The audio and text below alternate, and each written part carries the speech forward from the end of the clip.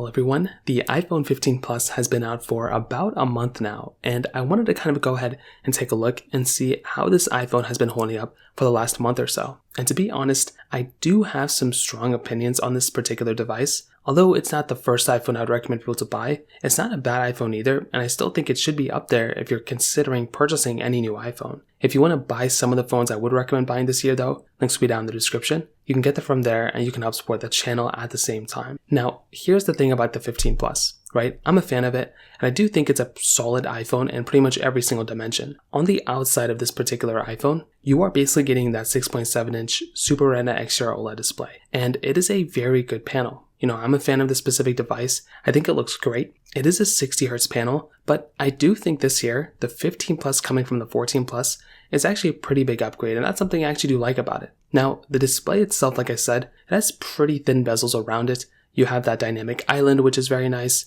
It's still basically the same size as before, but you are getting a little bit more screen real estate, I would say, because you are getting that lack of notch. But still, you know, that dynamic island is still kind of big, but it's a good looking panel. I don't really have too much to complain about it from, you know, that particular standpoint. Now, still 60Hz, like I said, but it's, you know, not a big deal. On the sides, you're still getting those flat sides, which I think still look great. You're getting USB-C at the bottom though, which I think is a really big upgrade. Everyone kind of thinks it's a big upgrade, which is awesome. I still think though, if you have a lightning port iPhone, I think you're still perfectly fine. The reason why I like USB-C is because I have a lot of accessories that I like to plug into my MacBook, and having the ability of plugging in most of those accessories into my iPhone is a very, very nice feature. You can plug in dongles, you know, different dongles as you have things, accessories. You can plug in hard drives, but my favorite thing is plugging in my microphone that I use inside of my iPhone, and I can just record my audio straight to my iPhone rather than lugging my massive MacBook around. So that's a really nice thing I like doing. So just that in and of itself is making me wanting to switch to a USB-C iPhone, and that's exactly why I plan on switching to my iPhone 15 Pro very, very soon. On the back of the 15 Plus, we have that dual camera setup. We still have a frosted glass back on this iPhone, which is a really big difference because for those of you who don't know, coming from the previous iPhones, we actually didn't have frosted glass backs on the base model iPhones. That was only a feature that Apple gave us for the Pro and Pro Max iPhones, but now we have them on the base model iPhones. And it's genuinely actually a pretty good feeling back. Like, it actually feels pretty good. It doesn't feel that bad or cheap or anything like that. It's a very, very good feeling back. It's very similar to the Pro and Pro Max, to be honest. So you still have wireless charging, MagSafe capability, overall some really good stuff that I really do like. And I will definitely tell you, the 15 Plus on the outside still is a very good feeling phone. There's a couple things that I'm not the biggest fan of in this particular case. One, a lack of 120 Hz. Not the biggest deal in the world, but still, like, I feel like if you're paying almost $1,000 for a phone, it should be giving you that capability. I also do think, you know, phones reverse wireless charging is such a basic feature that a lot of phones have nowadays. And the fact that Apple still hasn't done this, they've just now given us reverse wire charging. I feel like Apple should be giving us reverse wireless charging. It's super important. Other than that though, this phone still holds up very well from that perspective, and it gets a thumbs up from me. The camera standpoint, I think, was actually a pretty big upgrade this year coming from the 14 Plus as well. So this particular year, you're getting that 0.5x, 1x, and 2x zoom. Before, we actually only could zoom in basically 5x. Now we can zoom in 10x, which is actually a pretty big difference in my opinion. And once again, having that type of capability of getting that 10x zoom is really, really cool. And I, for one, love seeing that type of stuff on this particular device. Now you still have 4K at 60, which is amazing. You're getting 4K at 60 down the front and the back. Fairly high megapixel count this year, an upgrade from last year, which again is super cool to see. And for me personally, I think this is a very, very nice touch from this type of device. It's not the perfect, camera of all time, but it's still a very good camera, and no matter really what you're going to do with it, you're going to be getting a very solid experience. Now personally for me, I do think the 15 Plus is a very good camera, but as I mentioned kind of before, when you kind of look at the landscape,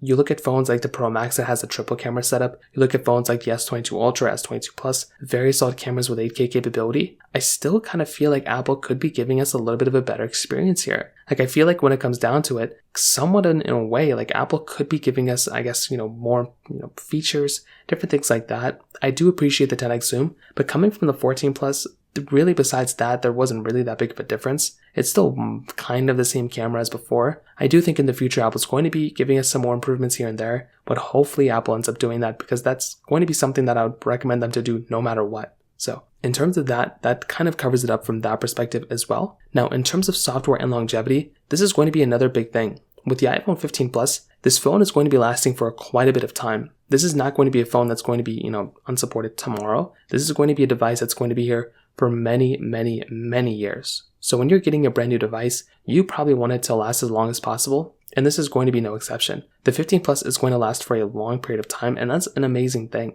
It's probably going to last you so long that most people will probably end up upgrading from this device before they actually end up, getting unsupported with software. And to give you some perspective, the iPhone XS and XR from 2018 are still supported with software. I don't know too many people who are actually still using those particular devices. In fact, I would probably, implore you to go and check in your personal life, anybody who's still using these devices. Go ahead and check and see, basically what, if people are still using them, how many are still using them. That kind of will give you some perspective of how long iPhones last. So you'll probably end up not even use this phone anymore before it ends up getting unsupported with software. So gotta keep that in mind as well. Now, from the performance side, personally for me, this phone's performance has been very, very good. All the iPhone 15s, in fact, even the 14s and 13s are still performing very well. These iPhones, in terms of the performance side, will always hold up very well. There's very rarely any performance issues or performance ways that Apple will mess these things up. And from the performance side, I will say though, from my personal opinion, I didn't really see massive improvements coming from the iPhone 15 or the iPhone 14, speed going up to the 15s, any of them for the most part. So that's just kind of the one thing that's kind of stuck out to me.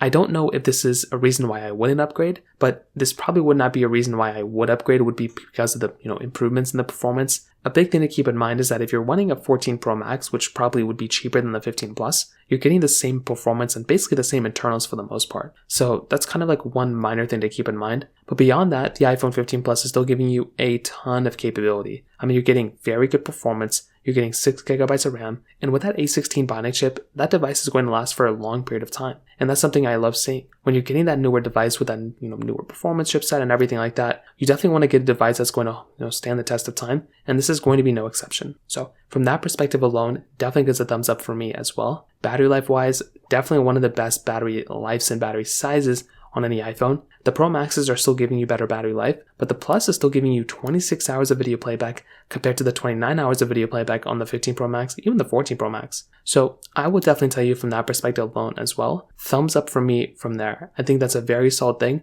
and I love having these types of devices with this good of performance because you're getting great performance and you're getting great battery life as well. So to kind of sum it up, what I'll definitely tell you is I definitely do think a device like the iPhone 15 Plus is completely worth it. It's a very, very good device. I don't know if it's like a perfect device. Like there's definitely issues with this phone for sure, but I'm a big fan of the way this device has been performing. And I definitely do think, once again, from that perspective, it gets a thumbs up from me. I don't know if this would be the device that I'd recommend every single person to buy, because when you kind of think about it, the 14 Pro Max, which I think is substantially better, is actually cheaper in the used market than buying a brand new 15 Plus. So that's just one thing to keep in mind. I probably would not recommend every single person to buy something like a 15 Plus, but most people it's okay. If you can swing for a 14 Pro Max in the used market, I would 1000% recommend buying that over the 15 Plus in my personal opinion. So in terms of that kind of covers it up there.